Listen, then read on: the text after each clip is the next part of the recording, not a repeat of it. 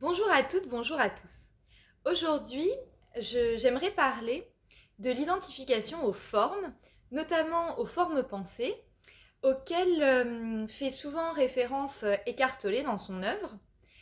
Et je veux préciser qu'il en parle évidemment dans l'œuvre dont il est question, dans ses vidéos, Le pouvoir du moment présent, mais il en parle de manière particulièrement marquante dans une conférence qui est proposée en audiobook sous le nom de En présence d'un profond mystère et qui doit aussi avoir été transcrite.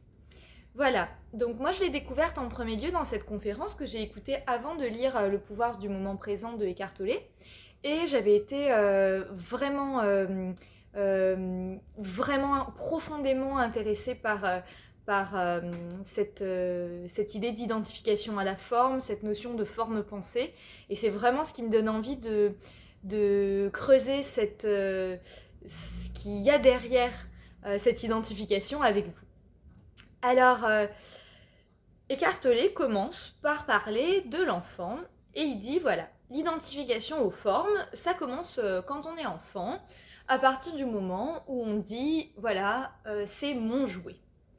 Alors, là, il le dit un peu comme ça, je trouve ça un petit peu brut de décoffrage, parce que, en fait, y a des nuances à établir. C'est-à-dire que c'est pas quand l'enfant dit c'est à moi, c'est mon jouet, c'est quand du fait de posséder ce jouet, il va commencer à sentir que il est à penser, à croire, parce que c'est pas vrai, qu'il est supérieur ou meilleur, ou que ça lui donne quelque chose de plus que les autres, d'avoir plus de jouets, ou un jouet de couleur plus vive, ou un jouet plus cher, ou un jouet qui, pour toutes les raisons de son prisme subjectif que ce soit, pour quelques raisons de son prisme subjectif que ce soit, lui paraît aller dans le bon sens pour lui, quoi.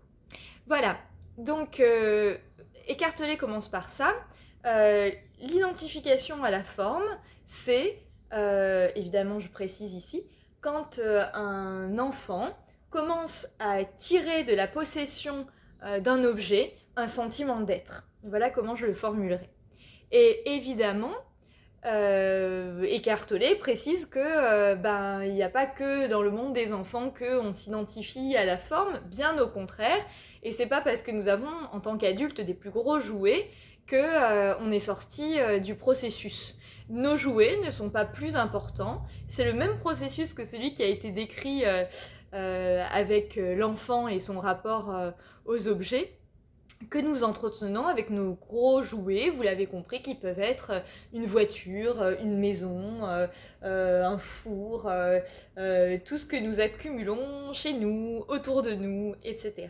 Et là encore, je pense que il y a besoin de préciser, parce que voilà, c'est vraiment l'identification aux formes, c'est pas la forme en soi.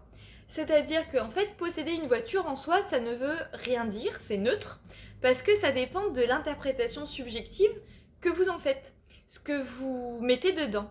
Et en fait, la question de l'identification à la forme, c'est pas juste le fait de posséder. C'est, comme je le disais avec l'enfant, ce que vous mettez de votre identité dans le fait de posséder ceci ou cela. Je vous donne un exemple, si on reprend l'exemple de la voiture, vous pouvez répondre à un besoin, par exemple aller d'un point A à un point B, et ce besoin en soi peut être soit objectif, enfin sera toujours subjectif parce qu'il dépendra de vous, mais peut être soit répondre vraiment à un simple besoin, soit en fait ce que vous prenez pour un besoin, c'est une ruse de votre mental qui est déjà en train de vous faire croire que vous ne vous identifiez pas vraiment à la forme. Alors, j'explique ce propos un petit peu délicat. Ce que je veux dire par là, c'est que vous pouvez vous dire, voilà, moi j'ai besoin d'une voiture pour aller d'un point A à un point B. Et c'est peut-être un vrai besoin. L'autre besoin de quelqu'un, ça va être peut-être d'avoir une voiture pour se déplacer confortablement, par exemple parce qu'on a un problème de santé, un problème de dos, etc. On ne peut pas prendre les transports en commun pour quelque raison que ce soit. En tout cas, les besoins vont être différents d'une personne à une autre. Mais du coup, le moi qu'on insuffle dans la possession de cet objet, de ce gros jouet, va être différent d'une personne à une autre. Ça va pas être y mettre ceci derrière en soi qui va montrer qu'il y a identification ou pas.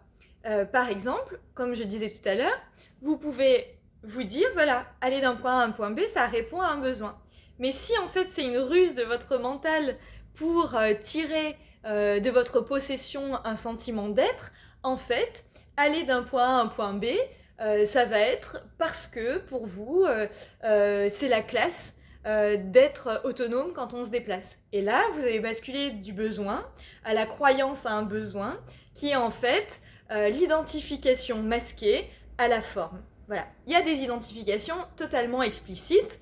Par exemple, j'aurais dû commencer par là, le b.a.-ba, c'est d'acheter une belle voiture parce qu'on se dit « je suis quelqu'un d'important ». Voilà. La nuance que j'apporterai à ça, la ruse du mental, ça peut être aussi que vous pouvez vous dire non, moi j'achète volontairement une voiture d'occasion pourrie parce que je suis au-dessus des considérations matérielles. Voilà, vous pouvez très bien être au-dessus des considérations matérielles, mais vous pouvez aussi voir votre ego par le biais du mental qui ruse, qui se faufile, qui fait un petit larvatus prodeo, qui avance masqué, c'est-à-dire qu'il tire, vous voyez bien, là il tire de l'identité du fait d'avoir pris une voiture qui n'a pas la classe.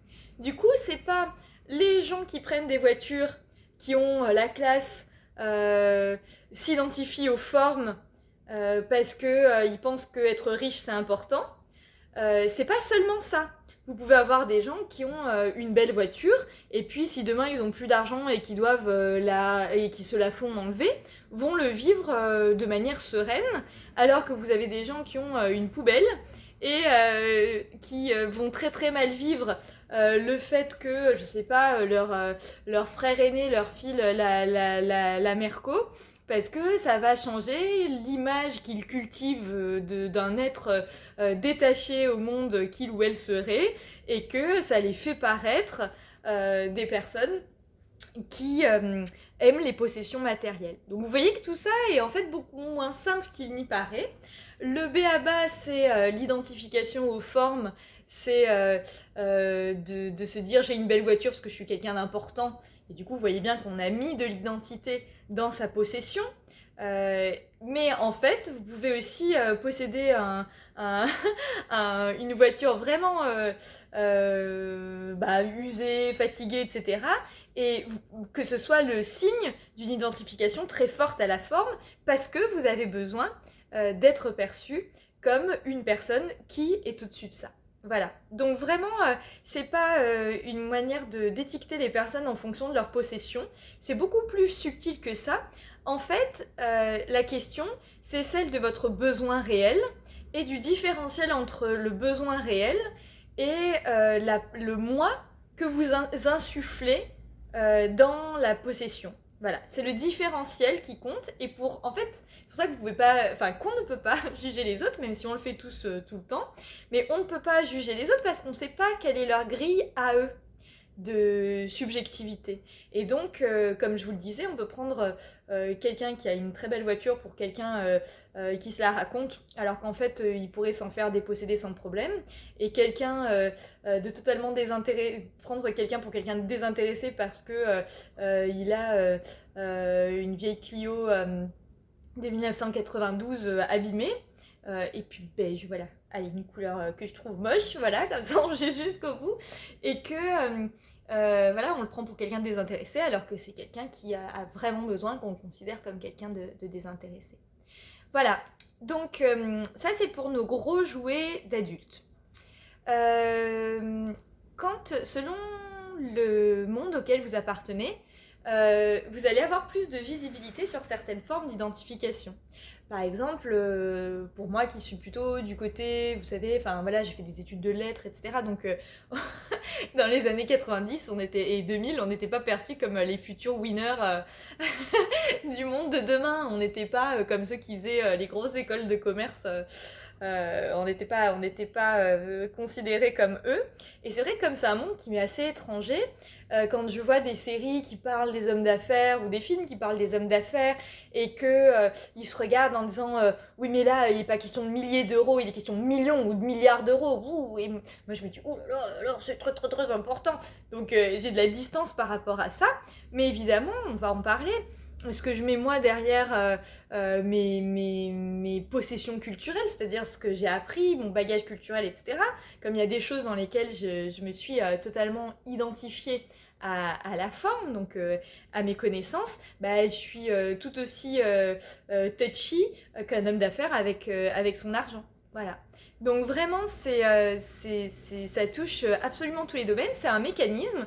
Et en fait, ce mécanisme s'articule avec la subjectivité visible ou secrète de chacun. Voilà. Donc voilà pour l'identification aux formes chez l'enfant et chez l'adulte. Alors, on va aller de plus en plus abstrait. Et donc là, je vais aborder le travail. Vous voyez qu'on est entre le concret et l'abstrait parce qu'un travail, c'est à la fois très concret, mais vous voyez que c'est pas un objet. Hein, et du coup, la possibilité, l'éventail des possibles en termes d'identification à la forme un petit peu abstraite, qui est le métier, la profession, est très étendu. Alors, là encore, vous allez pouvoir vous poser la question de ce pourquoi on travaille. Voilà, et vous pouvez, je sais pas, il y en a qui vont... donc à quel besoin objectif vous répondez. Et ça peut être, je sais pas, avoir un revenu pour les raisons qui sont les vôtres, ou occuper ses journées, si c'est votre raison à vous d'avoir un travail, enfin ça peut être tout un tas de choses. Encore une fois, vous savez que avoir un revenu ou occuper ses journées, ça peut être selon les cas. Chez une personne, ça va être un besoin authentique, et chez d'autres personnes, ça va être leur mental qui va leur faire croire qu'ils ont un besoin authentique, alors qu'en fait, dans le fait d'avoir un revenu ou d'occuper ses journées, ils ont mis oh là là, je veux pas ressembler à ces flemmasses qui touchent les aides sociales de l'État, etc. Et là, c'est votre grille de lecture plaquée. Donc vous le faites pas pour un besoin objectif qui est le vôtre, vous répondez à une peur et vous vous identifiez à la forme. Avoir un travail, c'est bien. Ça veut dire qu'on n'est pas en train de glander toute la journée, etc. Et c'est votre grille de lecture. Voilà. Donc, il y a cette part objective qui peut être une ruse, mais on va dire qu'il y a une part objective. Et il y a la part d'identification à la forme. Et là, je sais pas, ça peut être par exemple avoir une reconnaissance sociale. En fait, c'est à chaque fois qu'on va se dire c'est bien ou c'est mal. Et du coup, on va chercher à avoir le travail qui correspond à la grille connotée positivement chez nous. Et à partir de là, on est dans de l'identification à cette forme déjà un petit peu abstraite. J'ai quelque chose qui me tient à cœur et qui est cette remarque sur le fait qu'en France, on dit « qu'est-ce que tu fais dans la vie ?» pour demander à quelqu'un sa profession. Et c'est extrêmement fort comme phrase, parce que, je sais pas, en anglais, il y a la possibilité de dire What do you do for a living ?» Donc, qu'est-ce que tu fais pour gagner ta vie ? Et c'est une autre approche. Nous, on dit généralement « Et toi, tu fais quoi dans la vie ?» Et en fait, spontanément, on devrait dire « Oh, tu sais, j'essaie de trouver mes passions, d'œuvrer pour un monde meilleur, et puis je me fais 3 repas par jour, et puis je vais chercher ma petite à l'école, et puis on pourrait dire tout ça. Mais c'est vraiment entendu que qu'est-ce que tu fais dans la vie, qui est quasiment un qui tu es, quoi. Qui es-tu dans la vie ? On répond par notre profession. Donc, ce qu'on fait est quasiment ce qu'on est, puisque c'est censé être voilà, ce qui est la polarité définitoire. Vous voyez aussi dans, je sais pas, quand on regarde les infos ou sur d'autres supports, quand vous avez quelqu'un qui est interviewé, vous avez le nom et sa profession. Donc c'est vraiment l'étiquetage principal, comme si ça nous permettait vraiment de cerner la personne, de savoir ce qu'il fait dans la vie. Et là, on est complètement dans l'identification à la forme. C'est-à-dire qu'en fait, un métier pourrait n'être qu'un habit qu'on pourrait garder d'ailleurs, qu'on pourrait mettre tous les jours, hein, mais tout en gardant conscience qu'il faut ouvrir le placard pour le prendre, l'enfiler, etc. Et là, ça resterait sans identification, en tout cas dans un degré d'identification à la forme moindre. Alors que qui a possibilité avec son métier d'être dans une identification totale et de le confondre vraiment avec sa peau.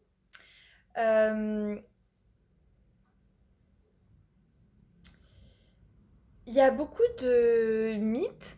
En fait, c'est archétypal cette idée du métier. D'ailleurs, il y a ce proverbe l'habit ne fait pas le moine. Oui, mais pourtant, si on a besoin de le rappeler, c'est que on identifie l'habit au moine, c'est-à-dire qu'on considère que la personne est son rôle social, que ça la définit. Donc on confond en fait le jeu d'acteur et le personnage incarné par un acteur et la personne qui a le métier d'acteur. Et donc ça c'est archétypal. Et du coup c'est représenté dans pas mal de mythes et dans la littérature. Je pense à un conte qui a été étudié par Esthès dans Femme qui court avec les loups, qui est le conte de Vassilissa, c'est un conte de Pologne. Et c'est une petite fille qui est envoyée par ses méchantes sœurs et sa méchante belle-mère chez une sorcière, chercher du feu. Et en fait, c'est l'image de l'éveil de la conscience, selon elle, et c'est une explication, enfin une façon de voir ce conte très très pertinente. Et en fait, la sorcière lui donne plusieurs tâches à accomplir à Vassilissa, et notamment de plier les vêtements qu'il y a dans son armoire. Et en fait, Clarissa Esthès, de manière très pertinente, explique qu'en fait, comme ça, la jeune fille se confronte à tous les rôles sociaux de la féminité. Chaque robe est un rôle social. Voilà. Vous avez aussi, pour ceux qui connaissent, vous avez aussi la pièce de Musset, Lorenzaccio. Donc c'est un personnage qui s'appelle Lorenzaccio. Accio, c'est le suffixe négatif, dépréciatif. Donc Lorenzaccio, c'est le vilain Lorenzo. Et en fait, Lorenzo, c'est un idéaliste, et il devient Lorenzaccio parce qu'il essaie de devenir le meilleur compagnon de son cousin qui est le duc, et qui est un scélérat, pour en fait le tuer et rétablir une forme de justice sociale, etc. Et en fait, au bout d'un moment, il ne sait plus qui il est, parce que à force de jouer le rôle du viveur, quoi, de celui qui passe ses soirées à boire du vin en se souciant pas du tout de ce qui va arriver aux personnes sur lesquelles qui sont censées aider à vivre. À force de jouer ce rôle, il devient Lorenzaccio, et au bout d'un moment, au moment de tuer le duc, il sait plus qui il est, quoi. Et voilà, donc c'est comme si le masque était devenu sa figure. L'identification à la forme, c'est ça. Si vous oubliez si nous oublions à quel point notre métier est un costume, et ce costume on peut l'adorer, hein, mais si on oublie que c'est un costume, alors si pour une raison ou pour une autre on n'a plus le droit d'exercer cette profession, ce ne sera pas juste changer d'habit que de se reconvertir, ce sera s'écorcher vif ou vive. Donc on voit bien la différence entre les moments où la part de nous qui est restée consciente que nous jouons des rôles à longueur de journée, et que derrière il y a un être, une personne qui a la profession d'acteur, qui joue ces rôles sociaux. Si nous oublions ça et que nous devenons le personnage, voilà les douleurs qui peuvent nous attendre quand les changements, et Dieu sait qu'il y en a dans la vie, arrivent. Voilà, donc vous voyez cette notion d'identification à la forme à travers notre travail, c'est quand même extrêmement fort. Vous voyez aussi, il y a la question des habitus bourdieusiens. Vous savez, Bourdieu, c'est ce sociologue qui a beaucoup écrit et qui a eu une grande influence à la fin du XXe siècle. Il a notamment montré que selon la profession que vous occupez, vous allez prendre les vêtements, les activités, les modes de consommation des gens qui ont la même profession que vous. Et si vous voulez, là encore, c'est pas une identification à votre profession si c'est des choses que vous pratiquiez avant. Je veux dire, si vous êtes prof de fac et que vous aimez aller au musée, si vous aimez aller au musée, vous allez au musée. Mais si vous mettez, parce que vous rentrez dans cette profession, à lire les mêmes journaux que vos collègues, etc., par imitation en fait, alors vous êtes en train de... Enfin, il y a une forme... Enfin, nous sommes en train, quand nous faisons ça, de nous identifier à notre activité. Voilà, donc vous voyez la gradation entre l'identification aux possessions, au matériel, l'identification à un travail qui est un petit peu abstraite, et on peut aller plus loin dans l'abstraction avec le fait d'avoir raison. Et là, Eckhart Tolle va très loin, puisqu'il dit que à ce moment-là, on met dans notre pensée, quand on souhaite avoir raison, on met dans notre pensée, dans nos idées, nous-mêmes, et en fait, il va très loin parce qu'il dit que vouloir avoir raison, s'identifier aux formes pensées que sont nos idées et nos croyances, c'est la cause de tous les conflits. Et là, il dit quelque chose qui me marque personnellement beaucoup, qui est la pensée chez lui, et que je ressens très profondément en moi également, qui est que tout ce qui se joue à l'échelle individuelle se joue à l'échelle collective. Et que, du coup, tout ce qui se joue à l'intérieur de nous se joue, si c'est pas harmonieux en nous, ça va pas être harmonieux dans les rapports interpersonnels à très peu de personnes, ça va pas être harmonieux dans le groupe, ça va pas être harmonieux au niveau même de l'État et de toutes ces formes où il y a de plus en plus de monde. Et c'est ce qui me fait penser que les choses fonctionnent beaucoup plus par élargissement du champ considéré que par des systèmes comme le vote collectif, etc. Je pense qu'il y a beaucoup plus de puissance d'action dans le fait de cultiver l'harmonie interne et de lui donner vraiment corps déjà à l'intérieur de soi, puis ensuite dans la cellule de son couple, puis s'il y a couple, ou de sa famille, s'il y a famille, et du groupe humain dans lequel on évolue, etc., etc., que par exemple d'aller mettre un bulletin de vote dans l'urne. On peut aussi faire les deux, ça dépend de chacun et de ses croyances, mais je pense que c'est beaucoup plus un acte politique que de chercher l'harmonie réelle en soi, celle qu'on ressent profondément, que d'aller donner sa petite opinion sur quelque chose qui nous est proposé de manière entièrement marketée, qui nous donne finalement largement, essentiellement, un petit sentiment d'avoir notre mot à dire dans un système où c'est pas forcément le cas. Et je voudrais pas rentrer dans des considérations trop politiques. Voilà. Quoi qu'il en soit, j'aime beaucoup donc cette idée que la cellule la plus petite reproduit, donc a des fonctionnements similaires à la cellule la plus grande, et que donc ce qui se passe à l'échelle individuelle est aussi à l'œuvre à l'échelle collective.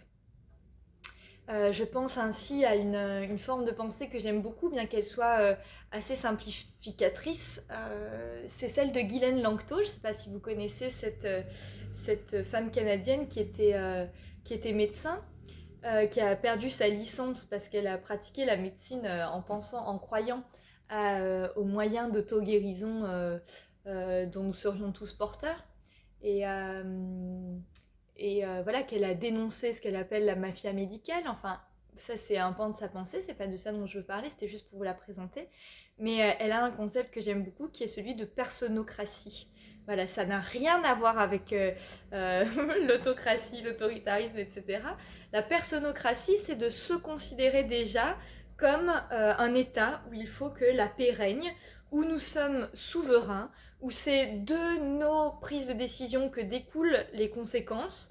Et donc c'est un appel à la responsabilité individuelle, etc.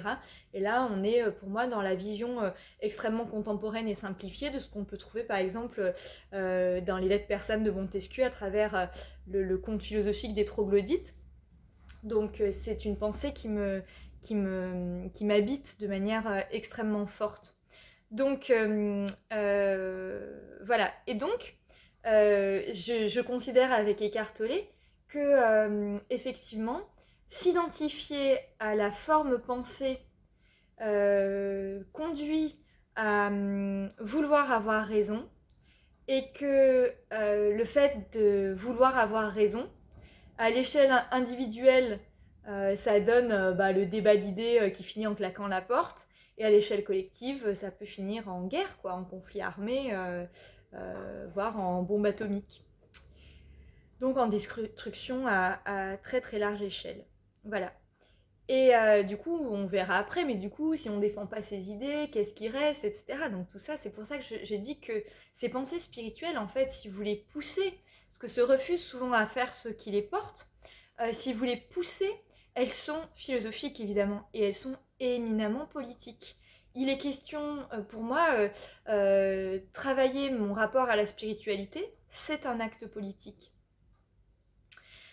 Voilà, donc l'identification à la pensée crée le fait de vouloir avoir raison, et selon Eckhart Tolle, le fait de vouloir avoir raison est la base de toute violence. Et du coup, c'est comme ça qu'il essaie de dire quelque chose qui me tient à cœur également, à savoir que ce n'est pas égoïste que de veiller à l'harmonie interne. Ça le serait s'il s'agissait de ne penser qu'à son petit soi. Et en fait, là encore, on est totalement dans la pensée de Tolle et de tant d'autres, qui est la distinction entre l'être profond et l'ego, c'est-à-dire ce faux moi qu'on a construit à force d'identification aux formes pensées.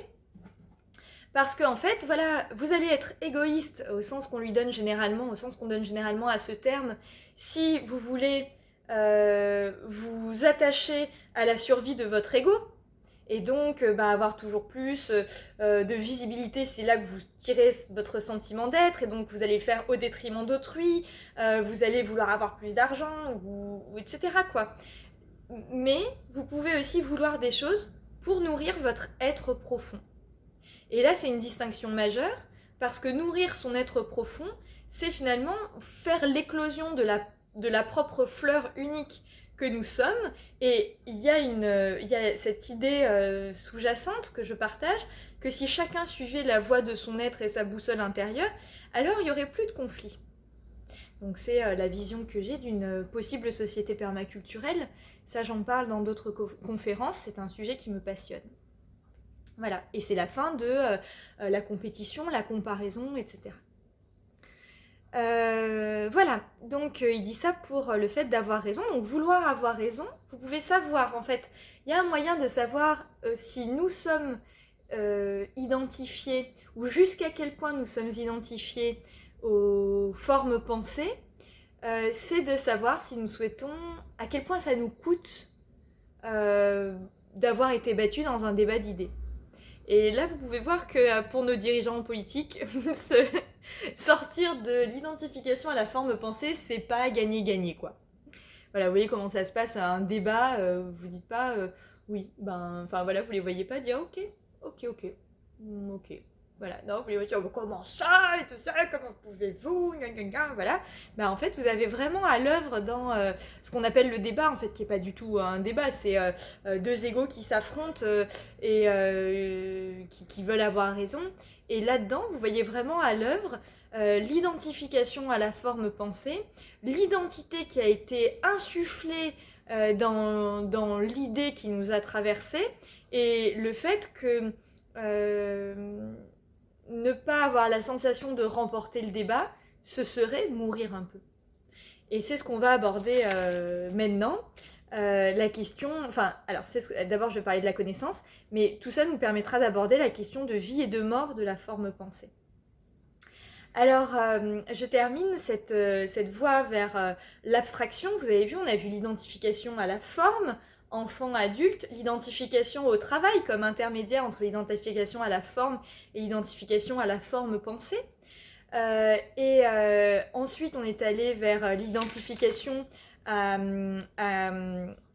l'idée, à l'opinion, voire à la croyance.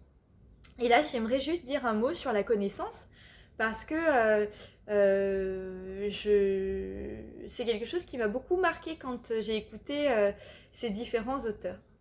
La connaissance est à la fois, quand elle touche à l'être, donc elle est à la fois quelque chose d'extrêmement vertueux et à la fois elle peut être complètement une forme d'identification qui nourrit l'ego. Quand elle procède de l'être, selon moi, la connaissance, c'est-à-dire ce qui nous pousse à vouloir lire des livres, écouter des conférences,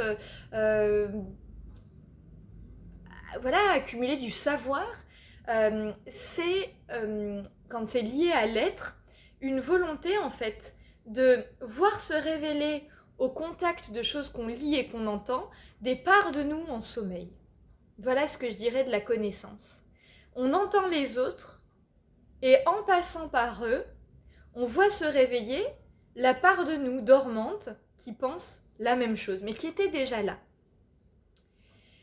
Donc on n'a pas besoin d'étaler notre culture, puisque après on n'a plus que besoin d'être ces petites flammes là. C'est comme si on avait une petite, voilà, un temple avec des bougies tout autour et qu'elles étaient toutes allumées.